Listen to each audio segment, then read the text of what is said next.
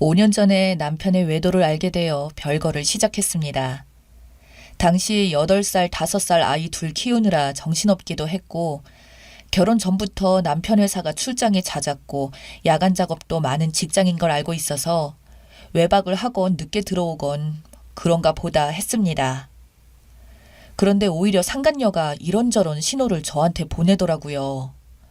저에게 전화해서 말없이 끊기도 하고 남편 차에 귀걸이, 립스틱 등을 두기도 하고요. 애들 생일에 집으로 선물까지 보내더라고요. 어찌나 내가 자기의 존재를 알아주길 바라는 건지 둔한 저도 금방 알 수밖에 없더라고요. 1차로 핸드폰이랑 블랙박스 살펴봤는데 깨끗했고, 핸드폰이야 그렇다 치고 블랙박스가 깨끗한 건 그게 더 의심스러운 거죠. 확신을 가지고 남편 차를 매일 봤는데 증거 찾기는 어렵지는 않았습니다. 남편 출장 갔을 때 남편 컴퓨터 외장 하드 책상에 있는 USB까지 업체에 가져가서 숨긴 파일을 다 찾아달라고 했거든요. 남편 잠금 패턴도 알고 있어서 업체에 알려줬더니 쉽게 찾더라고요. 남편의 성격이 꼼꼼하기는 한데 추억들을 못 버리는 성격이에요. 저랑 연애 시절 문자들도 다 파일로 저장해가지고 있는 사람이고, 가족 사진들도 제가 아니라 남편이 파일로 정리해가지고 있고, 연애 시절 간단한 쪽지 하나도 다 모으는 사람입니다. 신혼 초 전 애인들과 흔적들도 못 버리고 가지고 있다가 싸움이 난 적도 있었죠. 미련이 아니라 자기 청춘의 흔적이고 추억이라서 못 버린다고 하던 사람이에요. 외도도 추억인데 다 모아가지고 있을 게 뻔했거든요. 결국 잘 정리해 놓은 파일을 찾았고 증거 들이대니 잘못했다고 빌더라고요. 간단한 문서 작업만 하지 컴맹에 가까운 제가 그걸 어떻게 찾아낼지는 몰랐나 봐요. 상간녀를 만났는데 저보다 9살 어린 아가씨는 미인은 아니고 평범했지만 젊어서 예쁘더라고요. 당시 29살인 상간녀가 눈물 픽 흘리면서 남편을 사랑한다고 하더라고요. 듣는 순간 내가 두 사람 갈라놓은 마녀인 줄 알았어요. 잘못했다고 하면서도 내심 일이 터져서 이혼하기를 바라는 소망은 숨기지도 못하더라고요. 남편은 이혼만은 하지 말아달라고 애원을 했고 결국 별거의 탈을 쓴 이혼을 했습니다. 재산 분할하고 양육비 받고 있고 양육비에 대해 공증도 받았어요. 공동 명의였던 집을 제 소유로 넘겨받았고 결혼자금은 반반이었습니다. 양육비 월 300만 원씩 받기로 했어요. 남편이 부자는 아니고요. 전 재산 저한테 넘긴 집 한 채가 다였습니다. 급여는 당시 실수령 500만 원 될란가 말까였죠. 조건이 있었어요. 제가 아이들이 성인이 되기 전에 재혼 시 집값의 약 3분의 1 정도 되는 금액을 남편에게 양도해야 하고 양육비 월 300만 원씩 주는 것도 제가 재혼할 시에는 주지 않는다. 아이들이 성인이 될 때까지 아빠의 외도 사실을 알리지 않는다 등등. 저는 당시 재혼할 생각이 조금도 없어서 받아들였습니다. 지금도 재혼 생각은 없어요. 저도 남편이 정관수술을 받는 걸 조건으로 걸고 함께 병원에 가서 수술을 시켰어요. 애들한테 배다른 형제 생기는 게 끔찍하기도 했고 남편한테 아이라도 생기면 내 자식들한테 사랑이든 금전적 지원이든 안 돌아올 것 같아서요. 시부모님이 부자는 아니어도 남편한테 집 한 채는 남겨주실 능력 되는 분들이고 남편도 애들한테 뭐라도 도움이 되겠지 싶고 그렇게 사랑한 둘은 상간녀 아가씨가 사랑만 가지고 얼마나 사려나 궁금했거든요. 남편은 원룸을 얻어서 살기 시작했는데 상간녀가 짐 싸고 들어와 함께 살더라고요.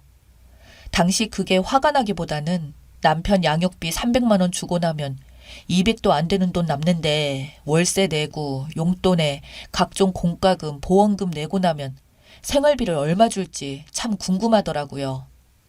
그 후 상당히 아가씨가 나 보라고 열심히 SNS에 신혼 살림이라도 차린 듯 사진을 올리는데 그래봐야 상간녀 신분이죠.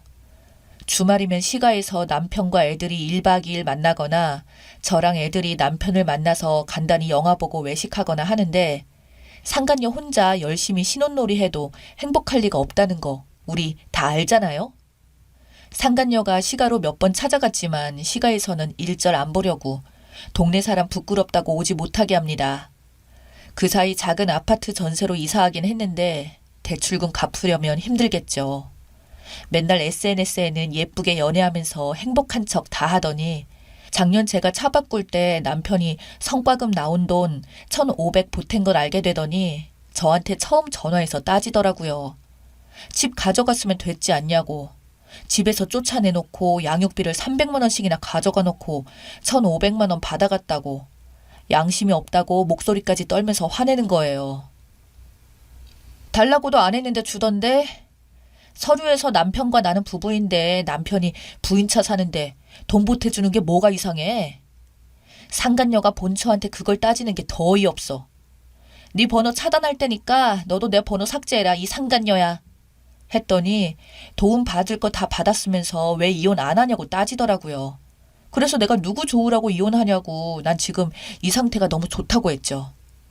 그러다가 올 초에 상간녀가 집 근처까지 찾아와 만나달라고 하기에 5년 만에 처음 얼굴 봤는데 이제 34살이 된 상간녀가 팍 사갔더군요. 할 말은 이혼해달라는 거였습니다. 바보 같은 게 남편이 이혼 안 하려는 걸 아직도 모르더라고요. 자기도 결혼해서 살고 싶다고. 애가 멍청한 게 아직 남편이 수술한 것도 모르는 눈치였습니다. 알려줄까 하다가 그냥 5년 전 그 상간녀가 저한테 한 말을 그대로 돌려줬네요. 넌 사랑만 있으면 사는 거 아니었니? 부부라는 굴레에 갇혀 애들 때문에 억지로 사는 거 슬픈 일이라며. 천년 만년 그 예쁜 사랑 열심히 뜯어먹고 살아요. 넌 부부라는 굴레에 갇혀 살지 말고 라고 해줬네요. 남편 놈도 용서한 게 아니에요. 상간녀보다 남편이 더 미워요. 남편도 죗값 충분히 치르고 있다고 생각해요. 그리 이뻐하는 애들 못 보고 지방에서 돈 번다고 애들한테 거짓말해야 되고 13살 큰딸은 이미 눈치가 빠르고 아들은 눈치가 없어서 엄마 아빠 다 같이 놀러 가자 뭐 이딴 소리 맨날 내뱉는 아들을 감당하기 힘들겠죠. 부모님 앞에서는 죄인이어야 하고 별거 당시에는 언젠가 저랑 화해할 수 있는 희망 때문이었거든요.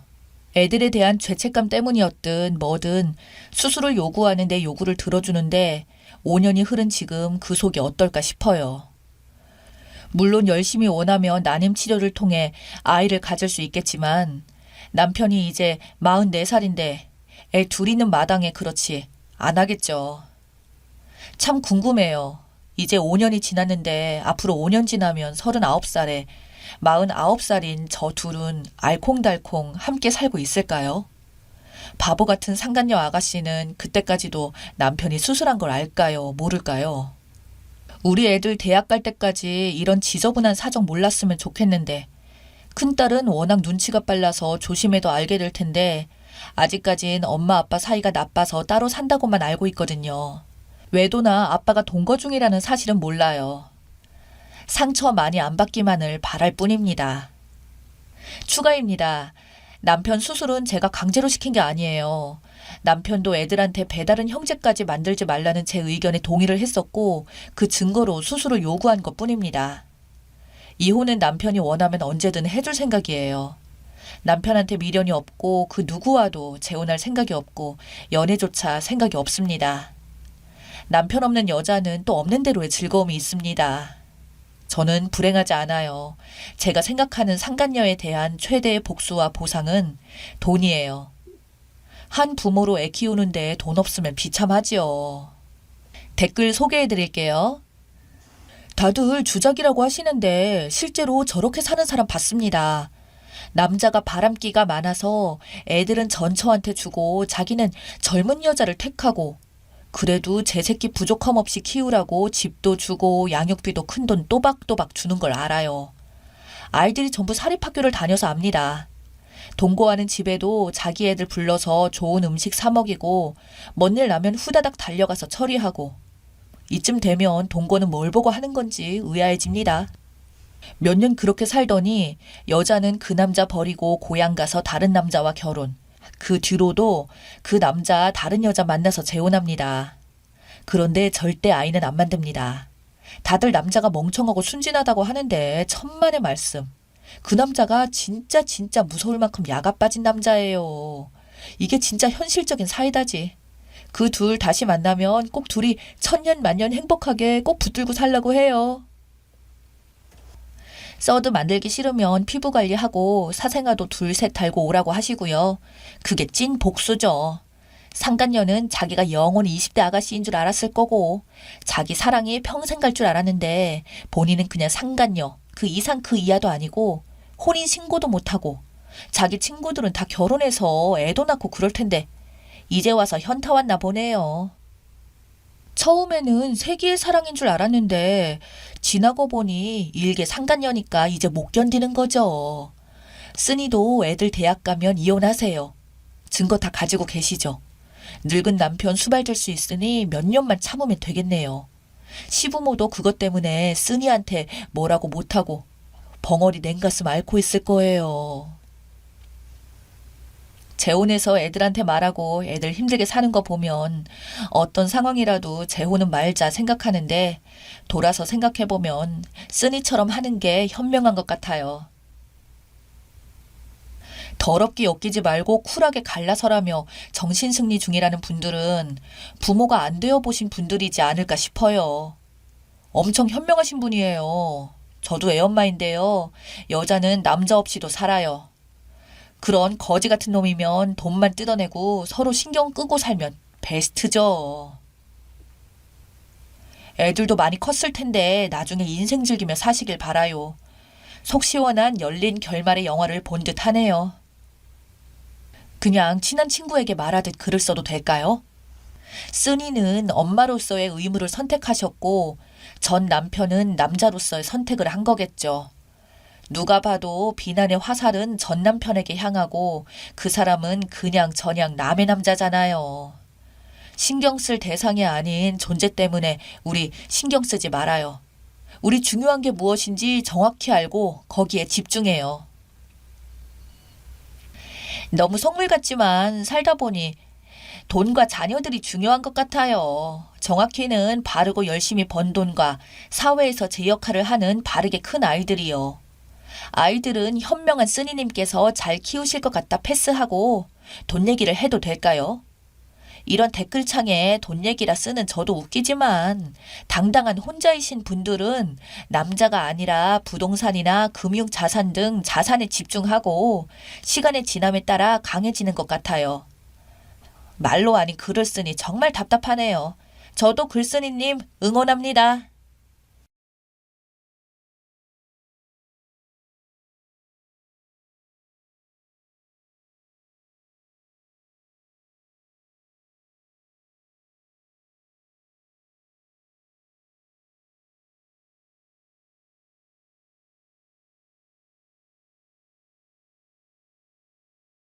벌써 1년이라는 시간이 지났네요. 시간이 참 빨리 간다고 느껴집니다.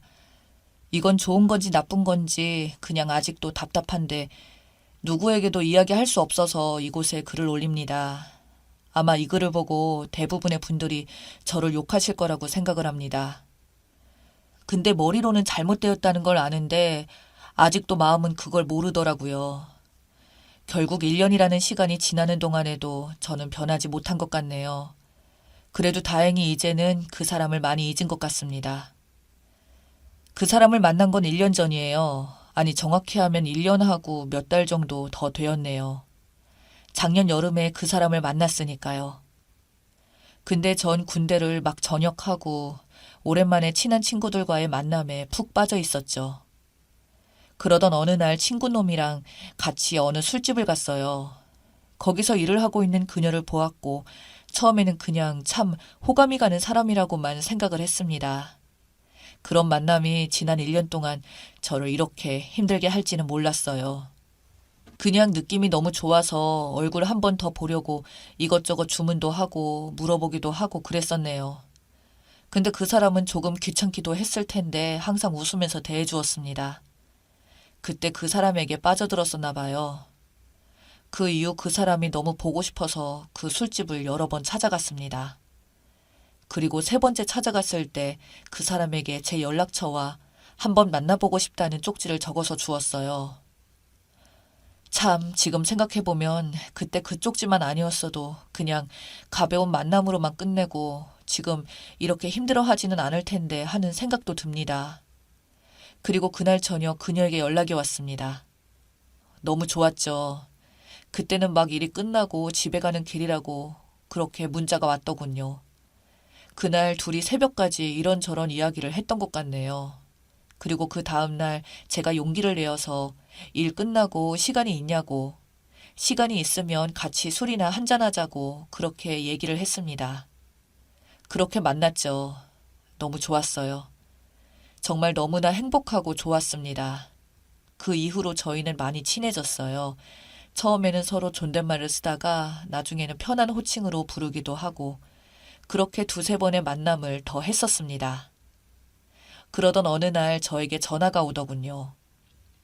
친구들이랑 만나고 있다고, 지금 술 마시고 있다고. 그래서 저는 재미있게 놀라고만 말해줬습니다. 근데 갑자기 울면서 이야기를 하더라고요. 그냥 네가 부럽다고, 같이 있고 싶다고. 처음에는 영문을 몰라서 마냥 달래기만 했었죠. 갑자기 왜 그러냐고 그랬더니 그러더군요. 여태껏 말 못했다고 말하면 너랑 헤어지게 될까봐 그랬었다고. 근데 이제 저에게 너무 미안해서 말을 해야겠다고 하네요. 이제 자기 같은 사람 만나지 말고 좋은 사람 만나라고. 처음에는 물론 어이가 없었죠. 눈물이 났습니다. 그 소리를 들으면서 저도 울었었죠. 진짜냐고. 거짓말하지 말라고 울면서 말했습니다. 근데 진짜라고 반복해서 이야기를 하네요. 마치 드라마 속의 주인공이 되어버린 기분이었어요. 바보 같은 저는 그때 참 어렸었네요. 아마 지금 같으면 그냥 잘 지내라 하며 돌아섰을 텐데 그때 저는 그 사람에게 그랬습니다. 이제 나 너 많이 좋아한다고, 이렇게 너를 보낼 수 없다고 했죠. 그렇게 말하니까 그녀가 제게 알았다고 하더군요. 멍청했죠. 어리석었고. 그렇게 다시 그녀를 만나게 되었습니다. 그리고 다음날 만나서 물어봤어요. 전부 다 그녀가 말하기를 남편이랑 사이가 너무 안 좋았다고, 아이는 하나 있고 남편이랑 헤어지고 싶은데 남편 쪽에서 이혼을 안 해주겠다고 합니다. 근데 이 사람 그동안 결혼 생활이 너무 힘들었었나 봐요. 정말로 남편이랑 헤어지고 싶어서 바람도 많이 폈다고 합니다. 그렇게 하면 남편이 헤어지자고 할 줄 알고 마음에도 없는 남자 만나서 술 마시고 같이 놀고 잠도 자고 그런 생활을 몇 달 동안 했었다는군요. 남편 쪽에서는 그런 것까지 다 알면서도 이혼만은 절대 안 된다 했다 하더라고요. 저 처음에 이야기를 듣고 그녀에게 느낀 감정은 연민이었습니다. 다른 분들은 아마 저 사람에게 모두 욕을 하셨겠죠. 근데 그때 저는 그녀에게 너무나 빠졌었나 봅니다. 그녀가 너무 불쌍하고 안쓰러워서 제가 정말 잘해주고 싶었죠. 그 사람 제게 저 이야기를 하면서 웃으면서 말했습니다.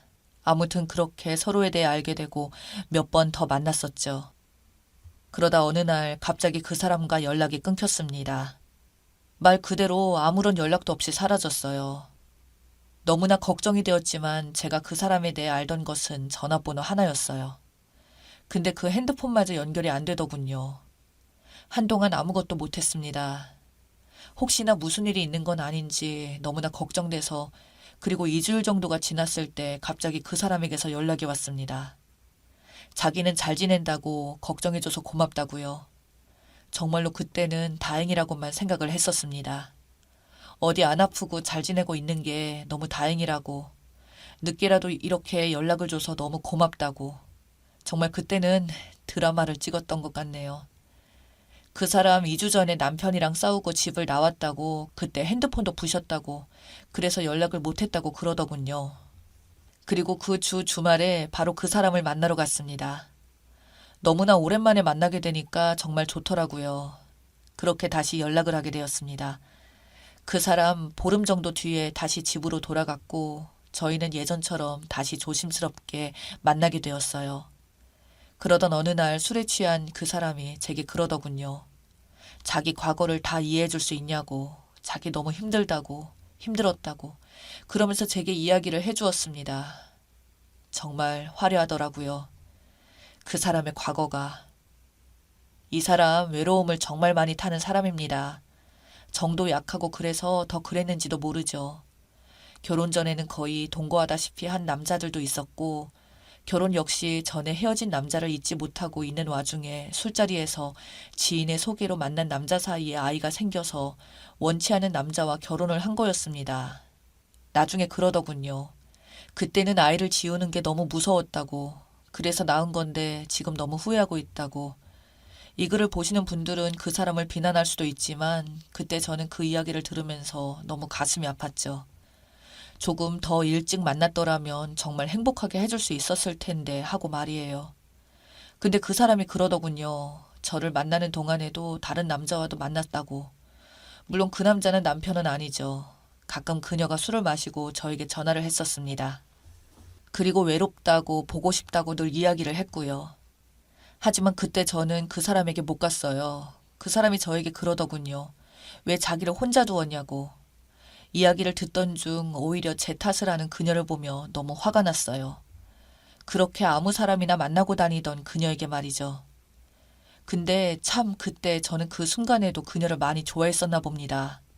이제 그러지 말라고, 과거는 다 잊겠다고, 이미 말한 거 돌이킬 수 없지만 다 잊겠다고 그랬습니다. 그리고 그날 우리 둘은 밤을 보냈습니다. 이미 오래전 일이지만 아직도 많이 후회가 되네요. 그때는 몰랐지만 이제는 확실히 알았죠. 남들이 하면 불륜, 내가 하면 로맨스가 아니라 남들 눈에도 불륜, 내가 불륜이라는 사실을요. 그 불륜이라는 게 변하지 않는다는 거예요. 근데 그때는 저는 그걸 사랑이라고 생각을 했었습니다. 그냥 너무 힘들고 가슴 아픈 사랑을 한다고 생각을 했어요. 참 어리석었죠. 근데 그날 돌이킬 수 없는 일이 생겼습니다.